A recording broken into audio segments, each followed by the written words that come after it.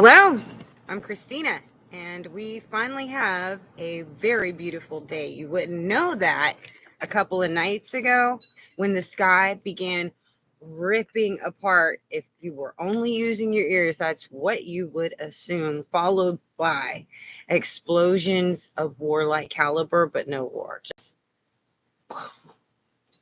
it was crazy. The storm was crazy, but not as bad as what everybody else got. So here we are with this beautiful weather for now, but the climate and the increment weather that's been coming from it has been putting a major strain on our resources. We've seen inflation, we've seen additives to our food to kind of supplement the fact that there's not as much going around as what I'm assuming. And we've seen these shortages before, but it looks like they're not only coming back, but they're probably about to get worse. I want to thank everyone coming in, everyone that comes in later. I encourage you to hit that thumbs up. Subscribe if you haven't been here before. Share the videos because y'all be good over there. Be good. They're trying to fight my boys, my little kitties. Anywho, like, subscribe, comment, share. Also, if you want to donate, it's always a blessing for our family because, as you all know, times are tough. Hold on just a second. Also, there are links for off-grid desert farming and daily excellence in the description box, as well as PayPal links, buy me a coffee link if you feel so inclined. All right. So thank you for the thumbs up. Thank you, everyone here. Let's go ahead and get to it because the first one is about the title of this video. This title, it looks like the newspaper is called The Cool Down, TCD. And the title is Farmers Warn Food Aisles Will Soon Be Empty Because of Crushing Conditions. We are not in a good position. Picture of empty shelves follow. The United Kingdom is facing dire food shortages, forcing prices to skyrocket. And experts predict this is only the beginning. According to a report by The Guardian, extreme weather is wreaking havoc on crops across the region. But that's just one example of what's happening all over the world. I mean, just look at the weather we're having in the United States. The Gulf and East Side being hammered, okay? And hurricane season hasn't even started yet. And we're getting wind gusts that would be equal to a hurricane starting to come on shore.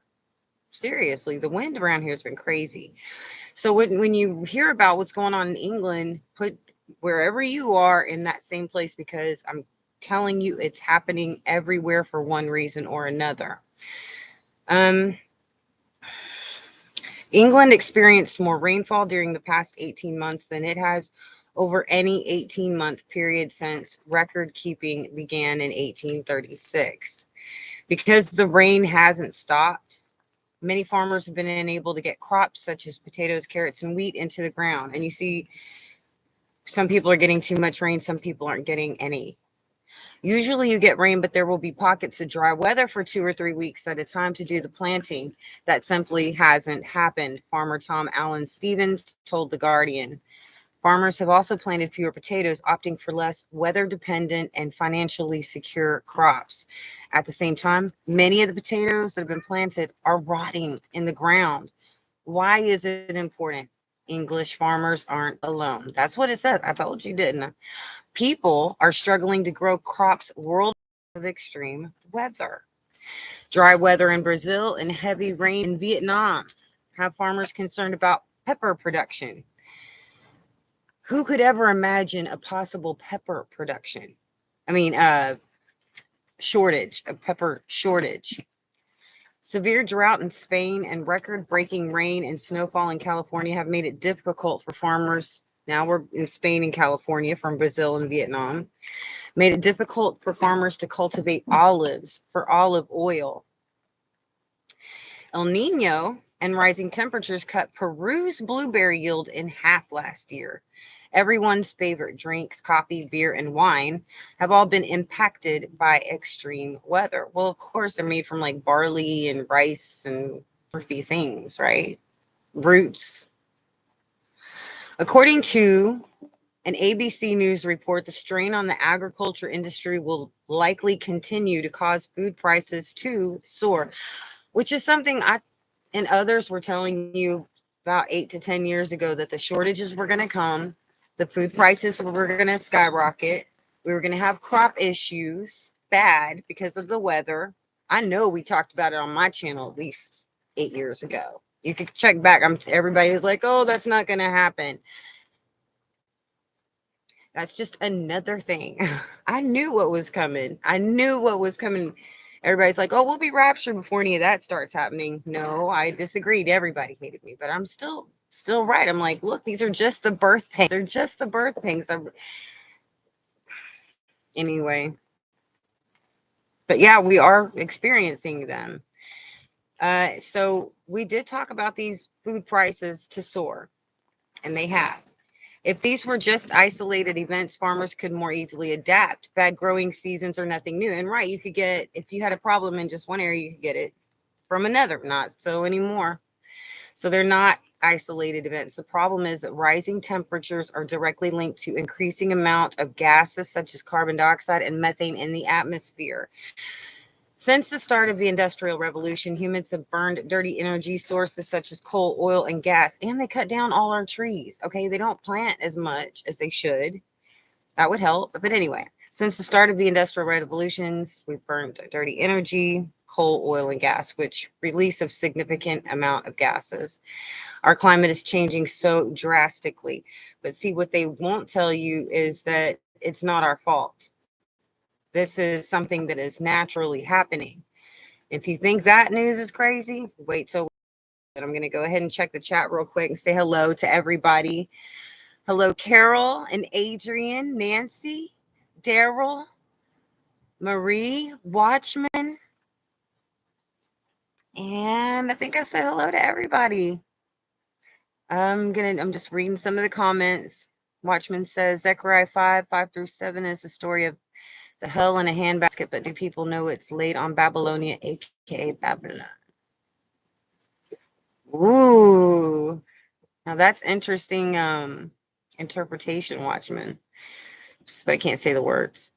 All right, so y'all want to hear the rest of this? Yeah, but you should. I'm telling you, it's crazy. Now, we know these scientists do experiments all the time, but a cracked piece of metal healed itself in an experiment that stunned scientists. Cracked metal healed itself? What is that, Terminator 2? I mean, seriously, right? Okay. You got that. File this under that's not supposed to happen. Scientists observed a metal healing itself, something never seen before. If this process can be fully understood and controlled, we could be at the start of a whole new era of engineering. A team from Sandia National Laboratories and Texas A&M University was testing the resilience of the metal using a specialized transmission electron microscope technique to pull the ends of the metal 200 times every second. Then they observed the self-healing at ultra small scales in a 40 nanometer thick piece of platinum suspended in a vacuum. That's where it happened, suspended in a vacuum. Cracks caused by the kind of strain described above are known as fatigue damage. Airplanes can get it, metal working parts. So now you think about this healing metal, right? Then you get this article. Check it out. A stunning new AI has supposedly achieved sentience. Let the mind wander, because they've already got like nanobots. We could be talking programmable liquid metal with sentient abilities, okay? And we always knew that AI would become self-aware, right?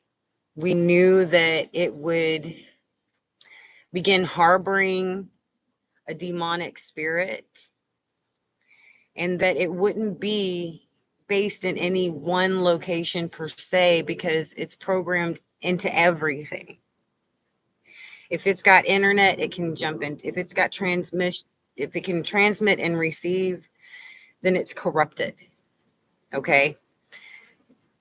There's no safety. I'm sorry, I've got a bunch of bees. I do. I have a bunch of bees, which is why I got my drink in one of these. That's right. So the article says in March of 2024, US based AI company Anthropic released Claude 3. Let me repeat that, Claude 3, an update to its powerful large language model AI. Probably call it the T1000, huh? Its immense capabilities, especially some introspection during testing, left some wondering if Claude 3 had reached a certain level of self-awareness or even sentience. While Claude 3's abilities are impressive, they're still a reflection of the AI's admittedly remarkable ability to identify patterns and lacks the important intelligence criteria to match human sentience. Boy, but they sure are making a lot of progress. I mean, you think about these quantum computers that they've got, they are capable of communicating to each other in parallel universes. That's what quantum computing does. So when you're talking a machine that is sentient, that is becoming self-aware, that can write its own codes, that can update itself, that can learn at the speed of light, okay, you're looking at something that's going to be very hard to put back in the bottle once it's out. And the scientists are warning to shut it down. But of course, that's not going to happen because there's always an agenda. See, one thing about the information that God allows us to have is that if we choose to use it for bad, it's not going to work out so well, because that's just how things roll. It's not going to work out so well. You can use in technology for good or for bad. And the direction we're heading in is not the right direction at all. It's not honest and it's not pure. It sure isn't safe. Okay. Think about drones with heat seeking abilities, thermal eyeballs that can see, heat signatures in the dark, campfires. We will literally have to go in the caves. We're going to have to learn a whole new method of self-defense for the coming days, to not only just be looking at your surroundings like around you, but to be looking up, looking for these things, because a lot of people tend to walk with their eyes down at their feet, so they don't necessarily see the things that are eye level or above. Okay. Micah 7. Now, Micah is a very prophetic chapter. I mean, book. The beast, Nancy, I think we're talking about a beast system and the image of the beast and its ability to be global and to be aware of each person, to be able to identify every person by their face or voice or blood DNA or whatever. I think that's the beast system. It's coming in. It's coming in. They've even got these statues that they came out in the news a long time ago, like 4 years ago, kind of a long time ago, where they could literally change. I mean, these things are really tall, like think skyscraper tall. And they can be moved all over the world. There's like 20 of them or something, last I read. And they can change the image on there to be Spider-Man or Annie or Wizard of Oz or whatever. They can change the image. And that thing looks like a pretty tall idol. Like, when you have your idol awards and it's like a figure of a human shape in gold on top, it's an award. It looks like that, just blank. Looks like an idol. So yeah, everything is falling into place. And then we've got, of course, the birth pangs happening at the very same time. I mean, it's like, ooh, everything, it's coming along perfect, isn't it? Hello, Keith. Very good to see you, brother. Okay, so we're moving right along. Yes, last one for now. Okay.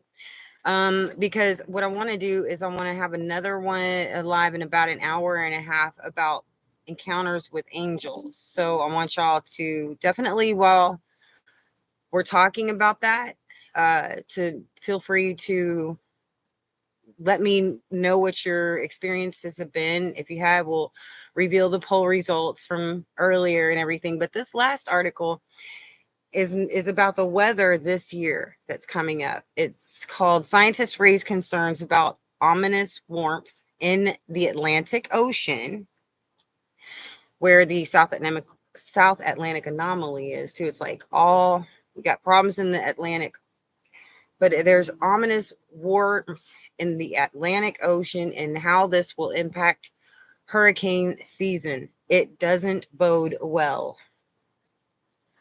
Atlantic sea surface temperatures show unprecedented warmth that may supercharge hurricane activity this year. A recent report in the Washington Post says this ominous warmth is cause for concern. Yeah, it is. A lot of concern.